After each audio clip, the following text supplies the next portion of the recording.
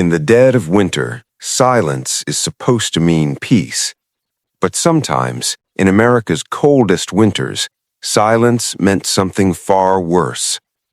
Snow didn't just bury roads, it buried screams.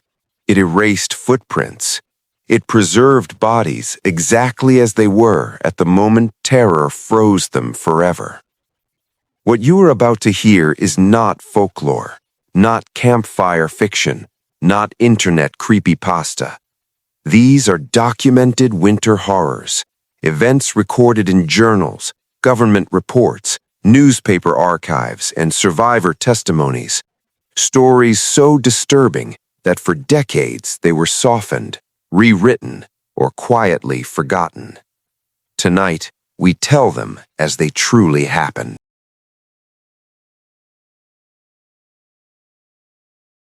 Story 1.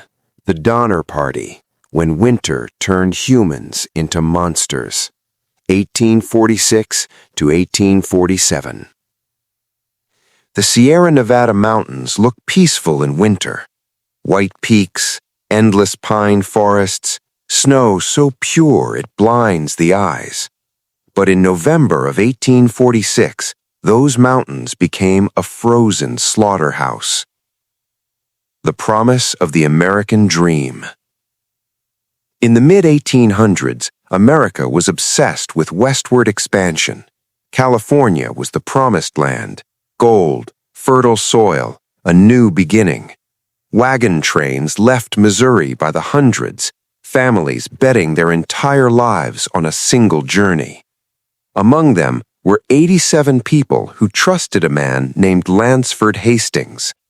Hastings had published a guidebook claiming a shortcut to California, the Hastings Cutoff. He had never traveled it with wagons. He had never tested it in winter. But desperation makes people believe lies.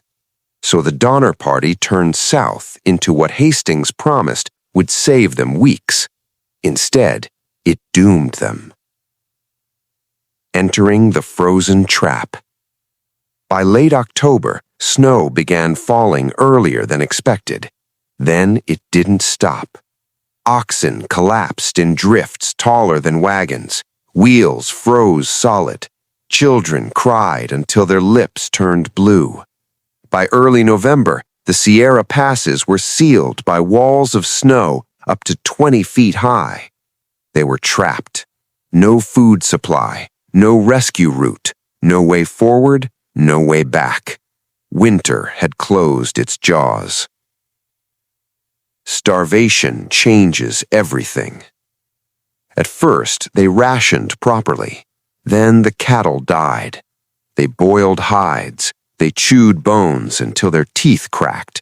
They scraped mold from tree bark. Hunger doesn't arrive dramatically. It creeps in quietly. Weakness, dizziness, confusion. Then comes the change. Survivors later described moments when loved ones no longer looked human. Eyes became hollow. Voices grew flat. Morality faded. Children died first. Parents wrapped their bodies in blankets and waited. The first recorded act of cannibalism wasn't violent.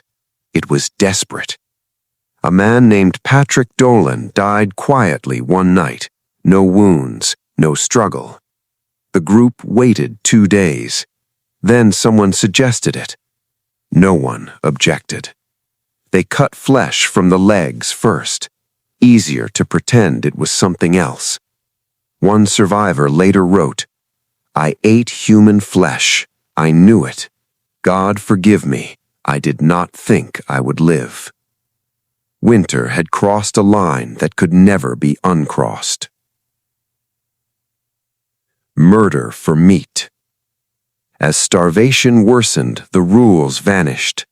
Members of the group known as the Forlorn Hope attempted to cross the mountains on snowshoes. Many collapsed.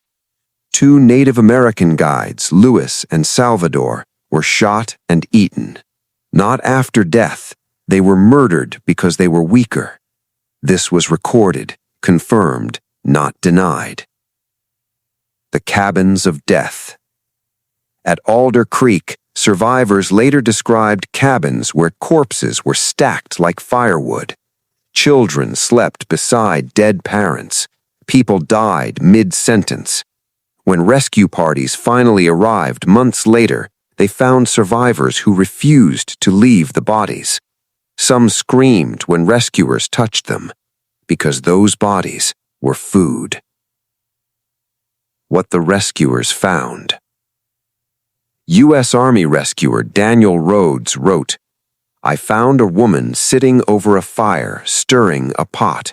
In it were fragments of human bones." Out of 87 people, only 48 survived. Many lived long lives afterwards, married, had children, but not one escaped winter unchanged. The truth America didn't want. For years, newspapers softened the story. Cannibalism was rumored, murders were disputed, but diaries tell the truth. Winter didn't just kill the Donner Party. It stripped away civilization and showed what humans become when survival is all that remains. And this was only the first horror. In March of 1888, New York City believed it had conquered nature. Electric streetlights glowed through the night. Telegraph wires connected the nation. Steam-powered trains ran beneath the streets. Winter, people thought, was an inconvenience, nothing more. Then, without warning, winter came to collect its debt. The day that began like any other. March 11th, 1888, began quietly. Temperatures were mild. Rain fell lightly. New Yorkers went to bed unconcerned. By dawn, the rain had turned into snow. By noon, the snow had turned into a wall. By nightfall, the city was trapped inside a white coffin. Wind speeds exceeded 45 miles per hour. Snow piled faster than men could shovel. Visibility dropped to zero. Within 24 hours, over 50 inches of snow buried the city. The collapse of a civilized city. Telegraph lines snapped under ice weight, cutting communication with the rest of the country. Trains derailed and froze in place. Elevated rail cars became metal tombs suspended above streets. Gas lines failed. Coal deliveries stopped. Food trucks vanished. New York, home to over 1 million people, was suddenly isolated. No heat, no light, no help. Trapped in motionless trains. One elevated train on 3rd Avenue stalled mid-route. Passengers were trapped inside as snow sealed doors shut from the outside. They burned newspapers for warmth, then seat cushions, then wooden panels. When rescuers reached the train 2 days later, several passengers were frozen solid, still seated, eyes open. One man had attempted to chew through his own gloves. The streets became killing fields. People underestimated the cold. Men walked out for bread and vanished. Snowdrifts reached second-story windows. Streets disappeared entirely. Landmarks were lost. Rescuers later found bodies standing upright, frozen mid-stride, mistaken for statues. Some had bloodied hands from clawing at ice banks. Hunger turns neighbors against each other. By day 3, food scarcity became lethal.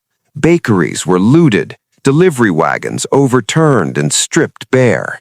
In immigrant tenements, families fought over firewood. Some burned furniture, others burned doors.